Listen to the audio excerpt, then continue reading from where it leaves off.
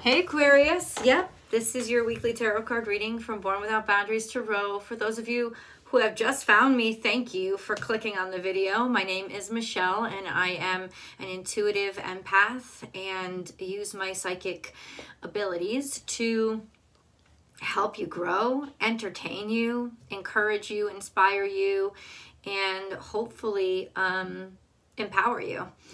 So this is for Aquarius, Sun, Moon, and Rising signs. Check out your Sun, Moon, and Rising sign videos always. And I got a ton of other stuff, other content on my second channel, Astrology Motivation. So you can, hopefully you'll check me out over there as well. Aquarius, I think this is a nicer time. What do I mean by nicer? Kinder, gentler time. You know, it's not so much that we're different or we want different things. It's that people are able to start to see that just because they desire something doesn't mean that other people have to as well. And the importance of recognizing that we all have a right to be ourselves. And this consciousness is helping or is being encouraged by shifts in our planets, as always. A higher consciousness is occurring this year. It happens every 12 years when Jupiter goes into Pisces. And this is a beautiful place for Jupiter because it kind of is sort of like God's space being illuminated and magnified and glowing.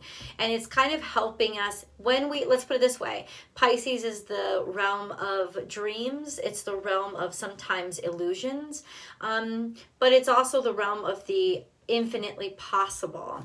And when we lose sight of the infinitely possible, when we get disconnected from it, was actually when we get more violent. And you know, you can check out anytime Neptune goes into retrograde, people start to need or depend on a lot more creature comforts or a lot more vices, or they get a lot more angry because they don't have the comfort that sleep and dreams provide to help them. We are not creatures of only this world. We are creatures of the 3D world. Yes, we are. And it's an important part of our existence. But we are all very aware that we are not always creatures of, we are not completely creatures, excuse me, of just the body, right? That we go beyond this. And so often because we are stuck, and not really, we are privileged to be in the body that we're in, and be having this 3D experience through our 5 senses that we can measure, right? But we also sometimes need help remembering that there is a self or an us beyond. And that's what comforts us when dealing with difficult issues like death, you know, the great mystery, the thing that nobody knows. And the truth is, everybody knows it. Everybody's already connected to and attached to it. We don't know it through our flesh. We don't know it through our 5 senses, but we certainly know it through our souls because those souls can travel to those places. So ultimately, there is a need for us to be able to always connect to what is not known and what isn't understood. And if any sign can understand that, it is you. And so this beautiful sort of pleasure seeking within the realm of the infinitely possible, and going there together, side by side, hand in hand, and finding ways to get along with each other, or seeing ourselves within the other person, thinking bigger thoughts, thinking thoughts that are important and impact, you know, many different people, as well as interesting tales and interesting stories. Mercury is now in Aquarius. This is a really beautiful thing. It's going to give you a lovely energy, a lovely sort of hold on your current energy, on your already energy of the way that you think and the interesting things that you like to think about, talk about, and share. And it just, how is it going to do this? Well, Mercury empowers you with control over your intellect, control over the way that you speak to people, control over the way that you are able to communicate those ideas. And also it's going to affect the other side. So people are more open-minded and willing to listen and wanting to hear the different side of things, or something that maybe they hadn't thought before. So often people shut themselves down to new and interesting ways of looking at things. But with Mercury in your court, you'll definitely be able to explain them, know your audience, and explain them in just a way that will help encourage and inspire and open their minds, and their hearts and their souls are being opened by by Jupiter heading into Pisces. It's already in Pisces. So you can kind of bet your bottom dollar that that this is a beautiful time for your energy, for change, for peaceful rebellion or peaceful change, because people are more open and less resistant. Let's get into your oracle cards. Aquarius. I don't know why some people have been stopping at the 7-minute mark in terms of these videos, but the surefire way to help the channel grow, help Born Without Boundaries thrive, is to watch the video all the way through, because the YouTube algorithm prioritizes videos that are watched from beginning to end. And that's just the truth. So with no money, no donations, nothing done, just watching this video to the end not only gives you a whole and complete and full reading, because shoot, not even half of it is given by the 10-mark point, right? The 10-minute point. But it also really helps to get us exposed, get Born Without Boundaries exposed to other people, because the algorithm prioritizes it. So that's just an FYI. I don't know who's stopping mid video, but they're missing so much, yo. There's a mystery here. Mystery to me. Learn from the past. Here we go. Now, with you guys, it's almost like very consciously aware of how we've screwed up and how we've messed up in the past, and what we need to change based on what we already know about ourselves. And you would become acutely, consciously aware of those changes that need to happen. And whatever you're seeing, whatever you're feeling, whatever you're understanding, you're a very important voice for all of us right now. I would share your voice, especially with, like I said, Mercury having moved into Aquarius. I think it's going to go retrograde soon enough. It's better to share your voice before the retrograde. There will be some thought processes during the retrograde. It's really, I'll check to see. I'm sure it's coming up soon. But ultimately, this is the time to really remind people, right? Now that you could be, this is in your personal relationships, reminding people about what has happened when we've gone down this road before. And that could be the gentle way that you could start opening up conversations with the human that you're sitting across from, right? A sense of, listen, we have been through this before. I want to remind you where we've been and what we've gone through, and remember the time. This is a really good time to do it, especially in romantic relationships or financial partnerships, because Venus is still in retrograde until January 29th. So this is a really good time to be very conscious, or make somebody conscientious of, make somebody aware of, what happened when we went down this road before. Now, it doesn't necessarily have to be a warning. In fact, most people are more open when you're not trying to warn them, but instead just handing them the information to empower them to help them make better choices. And that's how you should go about talking to this person, this group of people, whoever it is that you are confronting right now. Confrontation is not our enemy. It is an opportunity, right? And so I don't see you with this energy. I don't see you as wanting to shy away from the opportunity to confront some really more difficult issues, but ultimately there is a way to word it, and you're going to have a really great you're going to have a really great sort of alignment in the cosmos for you to be able to communicate that very well. This is really interesting how this has come out in the past. See the big picture and watch. And okay, so you've discussed this with somebody before, and perhaps that's why you've gone from giraffe, very tender, very gentle, to elephant, who can be much more aggressive. This is earth energy, so you mean to get shit done at this point. This has got to do with actual tangible things, not just conscious things or conscientiousness or emotional, but shit that needs to get done and practical things. And clearly something has not gotten done, and now there's more frustration because you've been waiting, you've been patient, you believed, and then now you're at a point where you're just like, okay, I'm about to bulldoze your ass because you need to get the shit done now. And I know that that's how you want to approach the situation. Now, that could very well be how you're supposed to approach the situation. Let's consult the cards. This is Aquarius. How is Aquarius supposed to consult this situation? You see clearly now, this is your energy. This is the wise old owl. Learn from the past is essentially wisdom. What have you learned from the past, right? You've been there before. You've waited before. You've wanted to be confrontational before. What have you learned? What have you learned from this process of waiting? What have you seen and understood about the person? Because remember, owl is also, you get wise. You've seen it. You've seen it with yourself. Let me quote the brilliant Maya Angelou. When somebody shows you who they are, believe them the first time.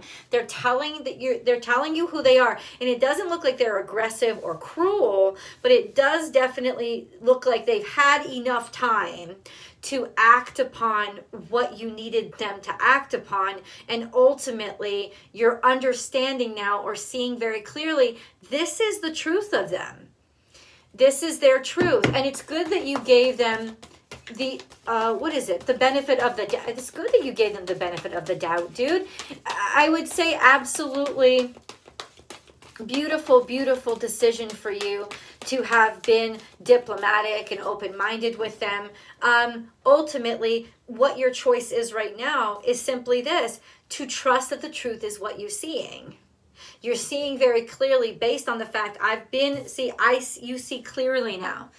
I mean, this is telling me that you waited, right? You kind of get what they're about at this point. Okay, so what's going to happen? Aquarius. This and that are true. Okay, so once again, they could be a very playful person. They could just be focused on their own pleasure and their own enjoyment. Or this could be saying you're starting to understand, or maybe they're trying to start to understand. It's almost like you're starting to understand the other side of the story. Like understand kind of maybe in terms of what motivates them. You're starting to see very clearly what makes them tick, or you're starting to understand, their side of the story. And your side of the story is also true as well, that both things are happening simultaneously, or you're starting to see where both things meet. The sense of how two things that appear to be contradicting are actually very much the same.